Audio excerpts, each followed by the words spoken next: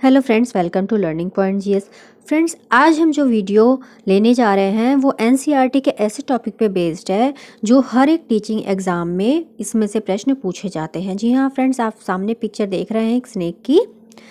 हम आज डिस्कस करने जा रहे हैं वो भारतीय सांप जो कि एनसीईआरटी में जिनका डिस्कशन किया गया है और जिनके ऊपर बहुत बार टीचिंग में प्रश्न आता है।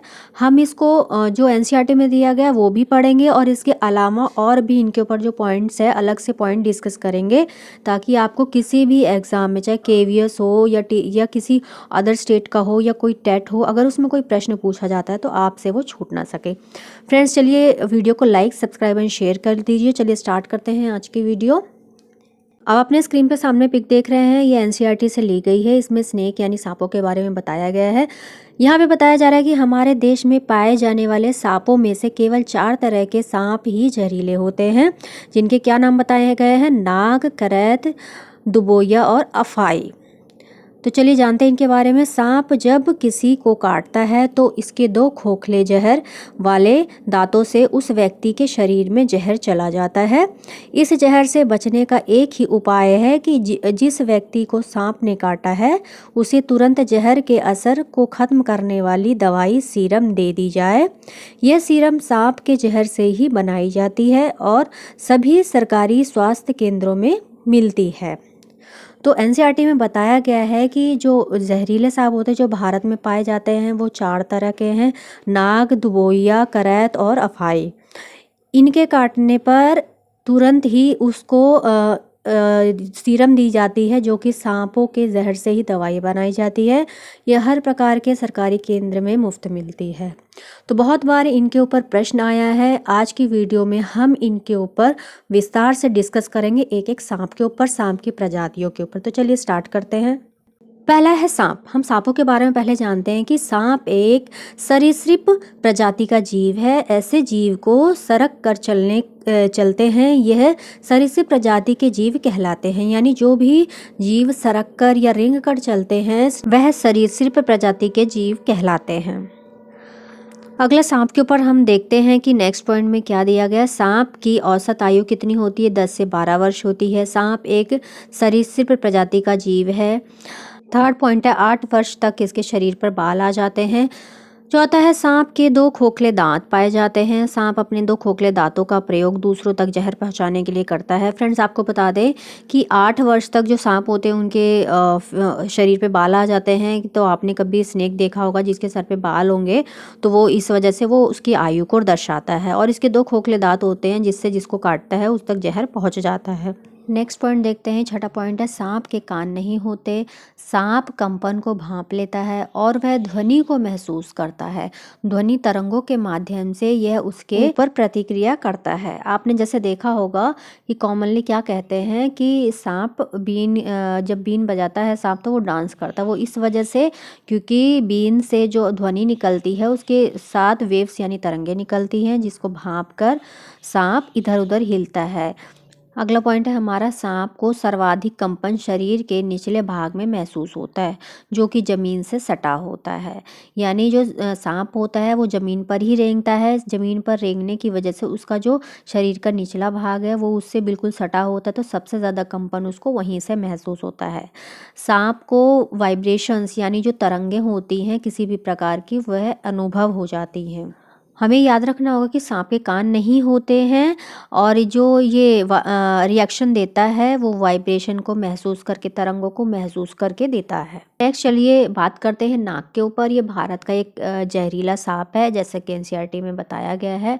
तो हमने इसके ऊपर डीपली पॉइंट्स निकाले हैं जो कि एग्जाम के पॉइंट ऑफ व्यू से बहुत इंपॉर्टेंट है। चलिए पहला पॉइंट देखते हैं। नाग भारत में पाया जाता है। ये भारत का पहला जहरीला सांप है। नाग का दूसरा नाम किंग कोबरा है। भारत का सबसे जहरीला सांप किंग कोबरा है। यह भारत में पाया जाता है। तो अगर बात करें सबसे जहरीले सांप की भारत के, तो क्या है? नाग यानी किंग कोबरा। अगला पॉइंट देखते हैं। अगला है चौथा पॉइंट है, नाग यानी किंग कोबरा सांपों की एकमात्र प्रजाति है जो अपने बच्चों को पालने के लिए घोंसले की व्यवस्था करती है। यानी जो सांप होता है किंग कोबरा, वो जन्म देने के लिए अपने बच्चों के लिए घोंसला बनाता है। किंग कोबरा सांपों की एकमात्र प्रजाति है जो अपने बच्चों को जन्म देने के बाद खा जाती है। तो आपको ये ध्यान रखना है, सांप की ऐसी कौन सी प्रजाति है जो अपने बच्चों को जन्म देने के बाद खा जाती है? King cobra. अगला पॉइंट है हमारा छठा पॉइंट, किंग कोबरा यानी नाक के काटने के बाद शरीर में जल की कमी हो जाती है, आंखें चढ़ जाती हैं और मनुष्य की मृत्यु हो जाती है। अगला है हमारा करैत। करैत भारत का दूसरा जहरीला सांप है। चलिए इसके बारे में विस्तार से बात करते हैं।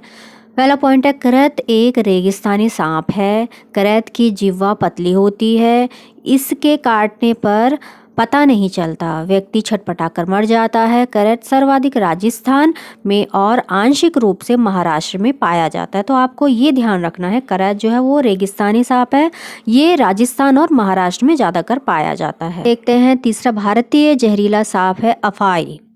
पहला पॉइंट है इसमें, अफाई पर्यावरण के रंग का होता है। अफाई पूरे भारत में पाया जाता है, यह साइलेंस किलर है, इसका नाम साइलेंस किलर है। अफाई का सामना केवल रात्रि में होता है क्योंकि ये एक रात्रिचर जीव है। चौथा पॉइंट है, अफाई का यह रिकॉर्ड है कि अगर इसे दिन में ना छेड़ा जाए तो यह दिन में वार नहीं करता, यानी दिन में काटता नहीं है। जब तक आप अफाई को दिन में छेड़छाड़ नहीं करेंगे, अगर ये निकल भी गया तो ये नहीं काटता है। भारत का चौथा जहरीला सांप है दुबैया।